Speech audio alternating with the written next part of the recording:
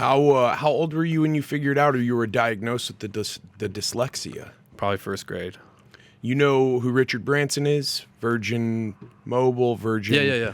Airlines. You should check out his documentary on HBO sometime. Okay. First of all, some of the quotes that he came up with when he was like 17 will blow your mind. It's a Really? great documentary. It's only like 4 episodes, but he's dyslexic. His whole family was.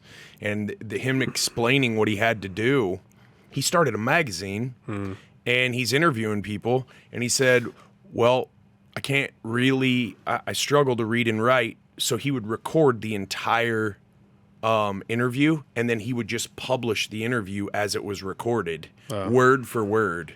The dyslexia, was that something you were embarrassed about when you were younger? I mean, you're young, there's other kids picking it up faster. Was it something where from an early age you're... Yeah, it affected my self-esteem and my confidence in school in general, because dyslexia class for me was like the first 30 minutes of the actual English or language arts class inside of the school. I would have to go to a separate classroom, and they know who's getting pulled out at the beginning of class, and it was like me and 3 other people, and I'm just like, they know I have special needs, right? And so I would get picked on about it. People would make fun of me, telling me I couldn't read, and then, oh man, I hated being called out to have to, read during like reading time, or share, or they would do something called popcorn reading in small groups, where you read a certain paragraph and you say popcorn, blah, blah, blah. You could pick up reading. I hated reading because I read slow. And I confused words. I confused words all the time with other words. And so it affected me. And so I think football and sports was an avenue and a channel for me to pick up back on my self-esteem.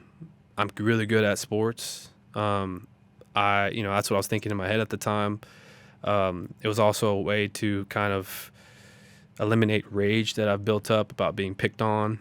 But yeah, it was tough for me, and I struggled. And it wasn't just the dyslexia too. It just, all in all, it developed a very slower learner for myself. Did you have a tough time picking up plays when you're younger and they're saying, hey, you're gonna cover, we're gonna zone, or we're gonna man, or whatever?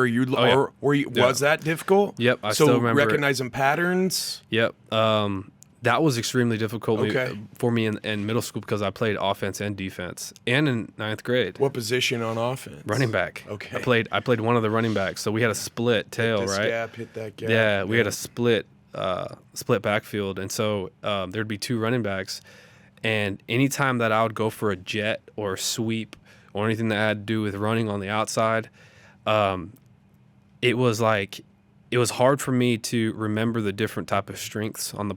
So sometimes I would step and I would go the wrong way, and now me and the other running back are hitting each other, and so it was across the whole board of my childhood. The learning disability really affected me. But it started your journey into this mental fortitude, like this. Okay, here we go with another day, and I'm going to make the best of it type thing, even from a young age. Yeah. So like, I'm going to be embarrassed today, but I know how it feels, and I'm going to make it. I'm going to be all right. Yeah. I think it developed this, you know what? This is my life. This is the cards I was given. Now I get to make a decision. I get to make a choice of how I play them. Do I lay down and die and accept that I'm dumb, right? And I've told myself that many times.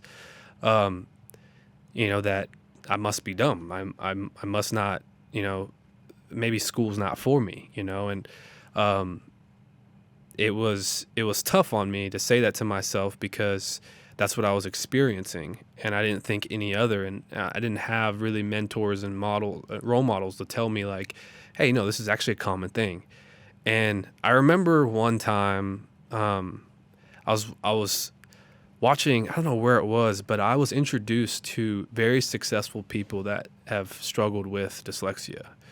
I mean, you've got a lot of great entrepreneurs, you got great athletes, you've got great historical figures like Albert Einstein, who struggle with dyslexia. Wasn't Winston Churchill? Doesn't he Winston have Churchill. something like that too? Yep, Winston Churchill. You got Kevin O'Leary, Shark, right? Really? Yeah, he's dyslexic. Huh? You've got, Branson. Branson. Yeah. You got Michael Jordan, who was dyslexic. No kidding. And so you got athletes, you got businessmen. Who said that? Who showed that to you? Man, I really can't remember, but I remember being exposed to that information, and it really shifted my mind. It's like, That's cool. okay, these guys found a way out of this learning disability. They've maybe channeled areas that they knew they were really strong in, and they say, you know what? Yeah, I have a hard time learning, but there's other ways. I remember I've always been a really good creative. I've always loved building things. I loved putting things together. I owned Legos when I was a kid, and I would always play with those. And if you love Legos, then you're probably going to have to do with something with woodworking or crafting or assembling something together in the future. And look what I do now. And so I knew that I had strengths, and but I think it's a perspective thing. It's a mentality. It's like, okay, do I allow all my time to go into the struggles I'm going through, or do I say, you know what, that's just who I am. Those are things I deal with. I'm going to continue to push along and focus on my strengths.